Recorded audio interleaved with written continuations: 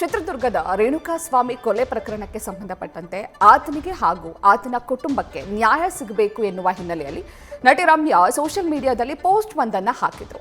ಆ ಪೋಸ್ಟ್ಗೆ ಹಲವರು ಅಶ್ಲೀಲವಾಗಿ ಕಾಮೆಂಟ್ ಅನ್ನ ಮಾಡಿದ್ರು. ಸದ್ಯ ಇದೇ ಪ್ರಕರಣಕ್ಕೆ ಸಂಬಂಧಪಟ್ಟಂತೆ ಉಳಿದ 29 ಆರೋಪಿಗಳನ್ನ ಬಂಧಿಸುವುದಕ್ಕೆ ಸಿಸಿಬಿ ಪೊಲೀಸರು ಅಲರ್ಟ್ ಆಗಿದ್ದಾರೆ.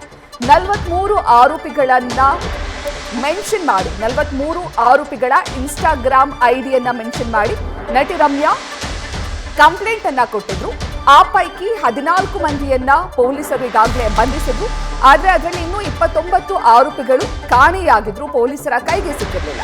ಹಾಗಾಗಿ ಉಳಿದ 29 ಜನರ ಮೇಲೆ ಅಬ್ಸ್ಕಾಂಡಿಂಗ್ ಚಾರ್ಜ್ ಶೀಟ್ ಸಲ್ಲಿಕೆಯನ್ನ ಮಾಡಲಾಗ್ತಾ ಇದೆ. ಜೊತೆಗೆ ನಾಪತ್ತೆಯಾದ ಆರೋಪಿಗಳ ಪತ್ತೆಗೆ ಎಸಿಜೆಎಂ ಕೋರ್ಟ್ ಸೂಚಿಸಿದೆ. 2025ರ ಜುಲೈನಲ್ಲಿ ನಡೆದಿದ್ದಂತಹ ಘಟನೆ ಇದು. ಆ ಸಂದರ್ಭದಲ್ಲಿ ಕೋರ್ಟ್ನಲ್ಲಿ ಇನ್ನೂ ವಿಚಾರಣೆ ನಡೀತಾ ಇತ್ತು.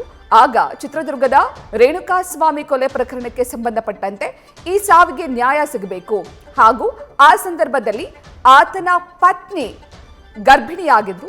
ಹಾಗಾಗಿ ಆ ಮಗುವಿಗೂ ಕೂಡ ನ್ಯಾಯ ಸಿಗಬೇಕು ಅಂತ ರಮ್ಯಾ ಸಾಮಾಜಿಕ ಮಾಧ್ಯಮದಲ್ಲಿ ಒಂದು ಪೋಸ್ಟ್ ಅನ್ನ ಮಾಡಿದ್ರು.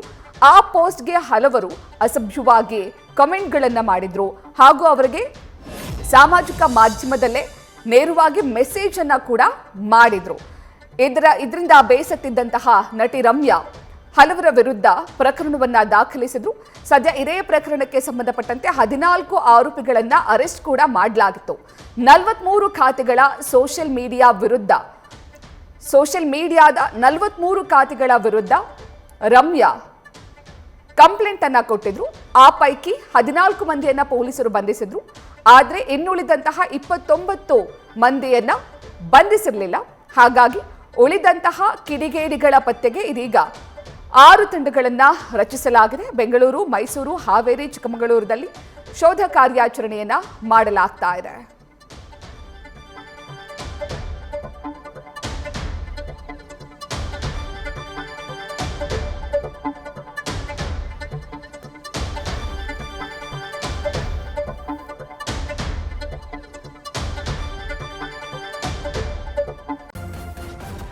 ನ್ಯೂಸ್ ಫಸ್ಟ್ ನಿರ್ಭೀತಿಯಿಂದ ನಿಮ್ಮ ಪರವಾಗಿ.